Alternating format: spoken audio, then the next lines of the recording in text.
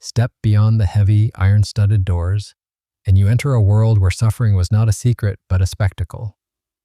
Medieval justice was designed to be seen, felt, and feared. Every chained scream, every shattered bone, every public execution served as a warning etched into the minds of those who watched. This was a time when law and cruelty walked hand in hand, and the line between punishment and terror was deliberately blurred. Fear was a tool, sharpened and wielded with precision, ensuring that obedience was bought not with understanding but with dread. Imagine standing in the cold cobblestone square, the air thick with smoke from torches and the stench of human misery. Crowds gathered, drawn by a morbid curiosity, eyes fixed on the instruments of torment displayed like grotesque trophies. The authorities of the day knew that the true power of punishment lay not in its administration behind closed doors, but in the collective shiver it sent through the masses. Justice was performed as theater, a dark performance where the audience left transformed, humbled, frightened, or haunted. Medieval punishment was a science of suffering. From devices designed to crush, rip, or burn the human body, to methods crafted to corrode the mind with fear, every act was intentional. Pain was measured, displayed, and perfected. The rack, the pillory, the Iron Maiden, these were not mere instruments but symbols, each carrying a lesson as sharp as the edges that tore flesh. Survival was rare. Those who endured were remembered not for their resilience but for the horrifying ordeal they endured. And yet, these punishments were as much about control as they were about retribution. They reminded the living of their vulnerability, their mortality, and the omnipresent reach of authority.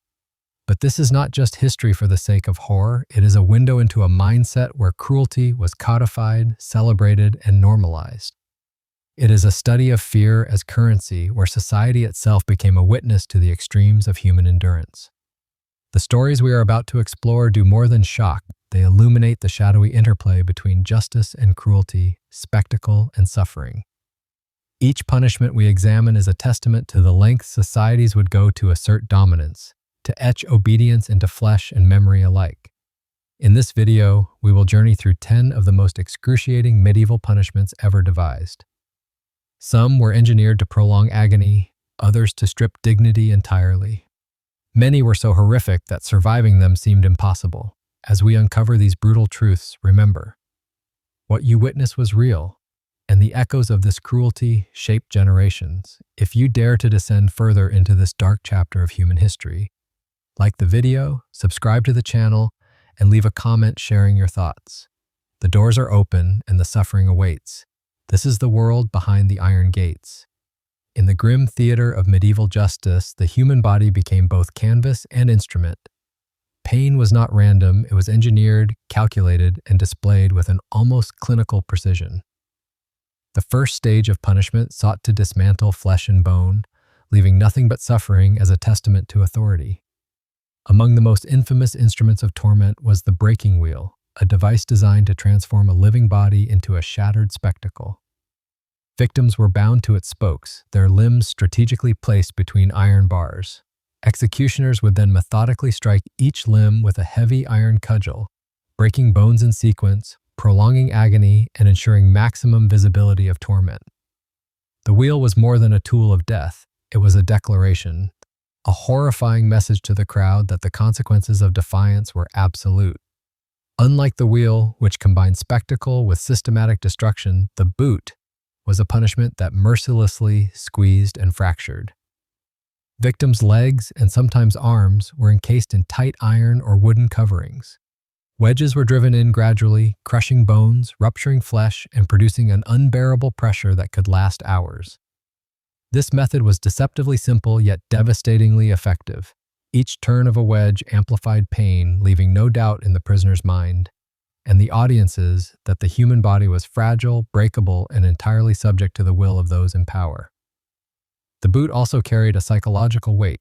Unlike swift executions, it demanded anticipation, each rotation building terror and hopelessness as the victim braced for the inevitable snap of bone. Then there was the pillory, often dismissed as mere public humiliation, but in its more sinister iterations, it became a tool of real agony. Victims were locked into a wooden frame, hands and head restrained, exposed to the jeers and violence of a crowd. Stones, rotten food, and even sharp objects would be hurled, turning humiliation into actual injury. Some versions included added tortures, chains pulling at limbs, weights suspended from joints, or fire applied just out of reach. The pillory thus combined public shaming with the threat, and often reality, of bodily harm. Its cruelty was twofold: physical injury and relentless psychological torment. These punishments share a calculated logic. Pain was engineered not only to punish but to instruct. Each method was designed with an understanding of anatomy and human endurance, maximizing suffering while making a spectacle of it. Executioners were almost scientific in their approach, ensuring that agony was not wasted, but displayed, measured, and remembered. Observers were meant to absorb this lesson, to internalize the terror, and to leave the square with a lingering dread that obedience was the only safeguard against such fates. Yet, beyond the immediate horror, these punishments reveal a darker layer of medieval culture. They were a negotiation between authority and fear, a social contract enforced through extremity. The human body, normally a private vessel of pain and resilience, was transformed into a public message, a cautionary tale written in broken bones and shredded flesh. Survival was incidental. The real aim was imprinting terror. Those who endured the torment often became legends, not for bravery alone, but as living proof of the lengths to which society would go to assert control. Pain in medieval punishment was never incidental. It was deliberate, methodical, and designed to resonate long after the event. The breaking wheel, the boot, the pillory, they exemplify the convergence of engineering and cruelty, where every device served a dual purpose: destroy the body and dominate the mind. Through this lens, we see that these punishments were more than tools. They were statements, lessons, and warnings encoded into flesh and memory alike. As the shadows of the medieval square lengthen, a new terror emerges, one fueled not by iron alone, but by fire. Heat, flames, and searing metal were weapons wielded with a precision that rivaled the most sophisticated instruments of torture. Unlike crushing devices, fire attacked the senses and the soul simultaneously, transforming pain into a performance that burned both body and psyche. Across Europe, fire-based punishments were employed to enforce obedience, to silence dissent, and to create a spectacle that no citizen could ignore. The roasting frame was one of the earliest and most horrifying embodiments of this principle. Victims were bound over open flames or placed atop heated grills, their flesh blistering while their bodies contorted instinctively in agony. Every movement produced sound, a wet, sizzling crack of burning skin that echoed across public squares. Spectators were drawn to the sight and the terror, grim fascination with human suffering, magnified by the unpredictable, chaotic nature of fire. Unlike the mechanical precision of the wheel or the boot, fire demanded endurance, patience, and often sheer luck, as the flames could be calibrated to prolong agony for hours. Branding irons provided a slower yet equally insidious method of torment. Beyond marking a criminal's body permanently, the heat inflicted unbearable pain and humiliation. The branding was symbolic. It announced guilt, dishonor, or heresy to all who looked upon it. Monarchs and judges understood that the physical scar was secondary to the psychological one: the memory of burning, the smell of charred flesh, the sheer terror of waiting for the metal to sear. This ritualized violence created a narrative of control that extended beyond the individual victim, embedding obedience and fear into the minds of entire communities. Perhaps the most notorious symbol of fire's cruelty was the brazen bull, a device as inventive as it was sadistic. Victims were locked inside a hollow metal bull, and a fire was lit beneath it. The design amplified screams through a series of pipes, transforming agony into a nightmarish musical performance for the crowd. Within the confines of this metallic prison, the body became a furnace, every inhalation and exhalation a tormenting reminder of inevitable death.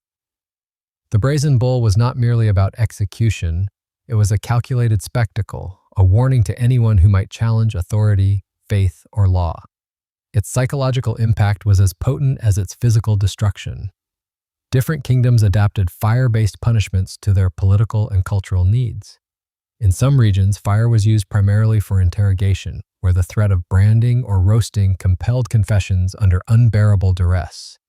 In others, it became a public performance, a stage for kings, magistrates, and clergy to demonstrate power. Heat was versatile. It could break bodies, terrorize minds, and communicate messages about divine or royal authority, all in one horrifying display. The common thread among all these punishments was intention. Fire was not wielded randomly. It was a language of fear, communicating dominance through agony. The victim's suffering served as a lesson in obedience, morality, and political reality. Each sear, each blister, each agonized scream was an encoded message, meant to linger far longer than the flames themselves. Through roasting frames, branding irons, and infernal devices like the brazen bull, medieval societies perfected the art of inflicting pain while commanding attention. Fire did more than destroy. It dramatized, it symbolized, and it transformed punishment into a narrative that burned itself into memory. Those who witnessed it carried the lesson forward. Defiance came at a cost far greater than death alone. In this realm, heat was law, agony was spectacle, and survival was nearly unimaginable. Beyond broken bones and burning flesh, medieval cruelty evolved into something far more insidious: torture designed to attack the mind as much as the body. Here, the punishment was not merely physical, it was psychological, a calculated assault on perception, endurance, and sanity. Devices like the scavenger's daughter, the coffin-like enclosures, and iron-bound cages were engineered to compress, suffocate, and disorient, leaving victims trapped in a private nightmare that only intensified over time.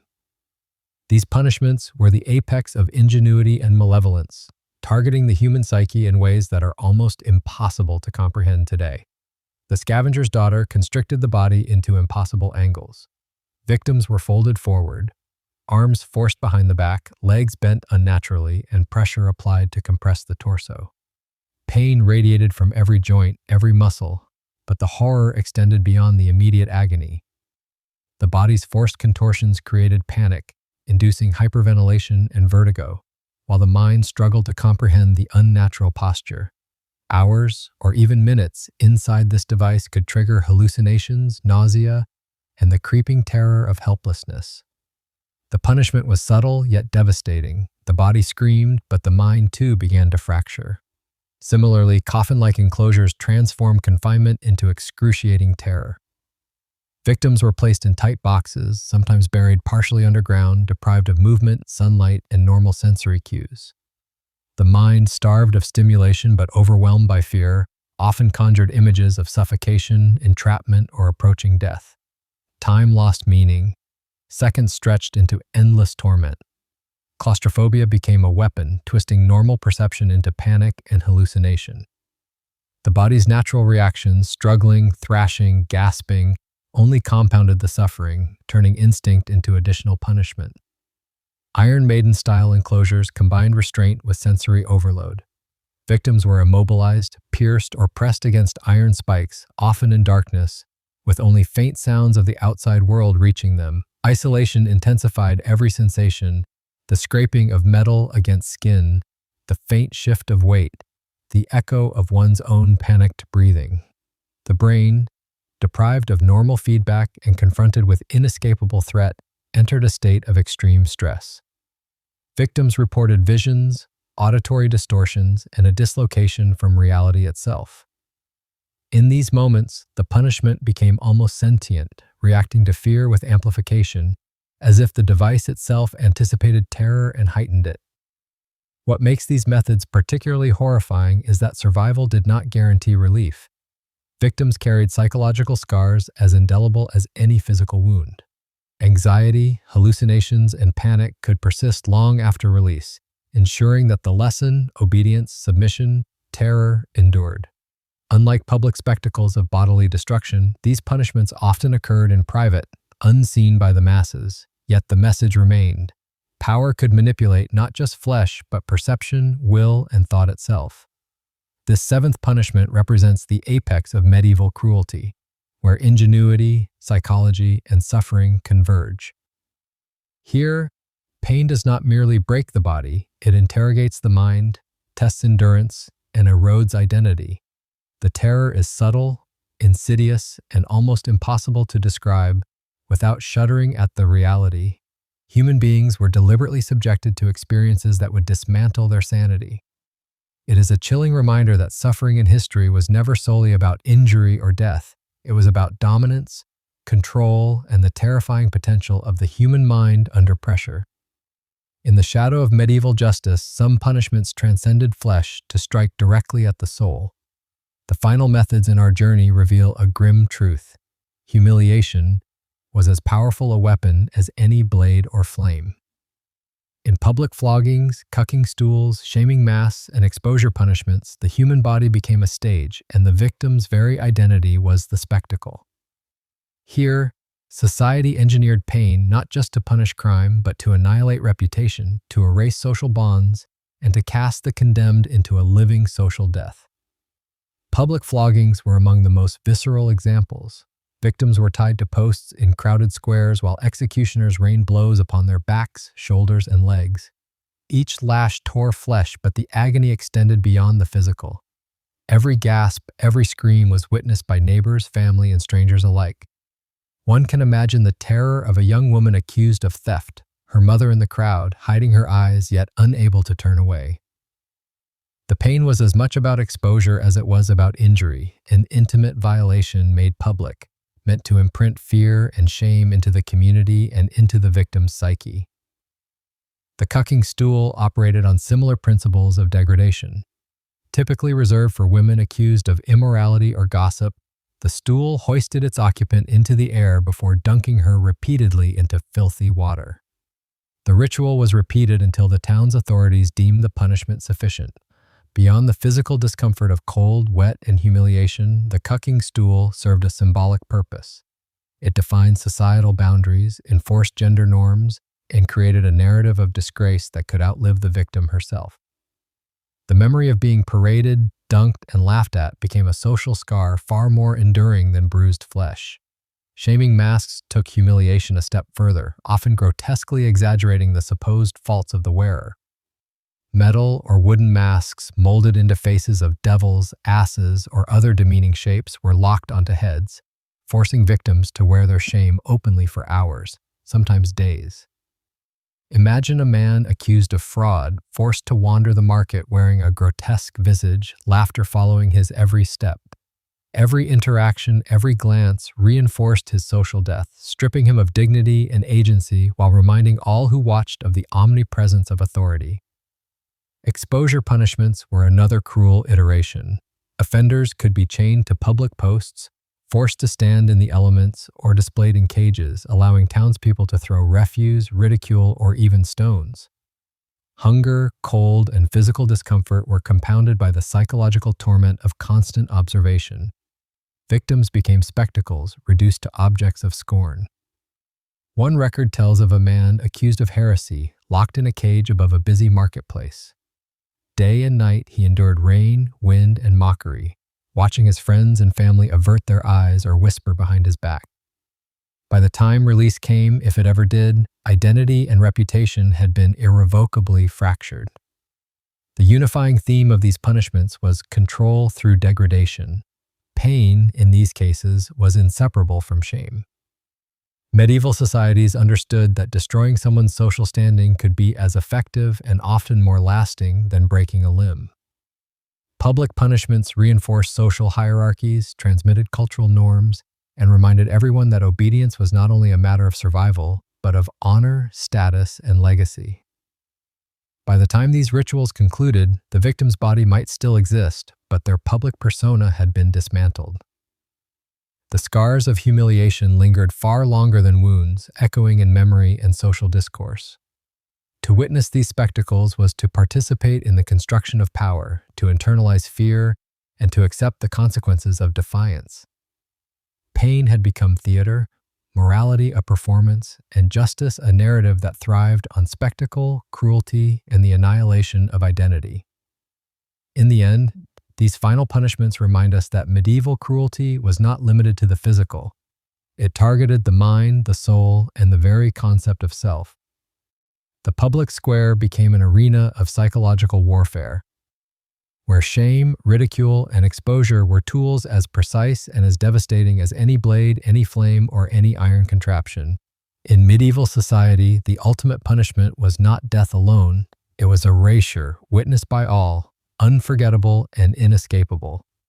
Though centuries separate us from the cobblestone squares, iron wheels, and roaring flames of the medieval world, the logic of punishment they embodied still resonates today. Modern institutions may no longer publicly crush bones or roast the condemned over open fire, yet the principles remain. Control through fear, the calculated infliction of pain, whether physical, mental, or social, and the transformation of suffering into spectacle, albeit in subtler forms.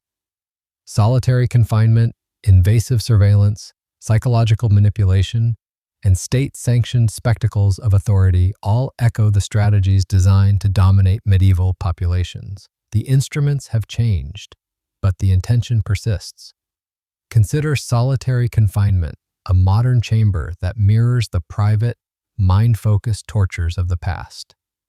In these stark cells, sensory deprivation, isolation, and monotony strip away identity and sanity.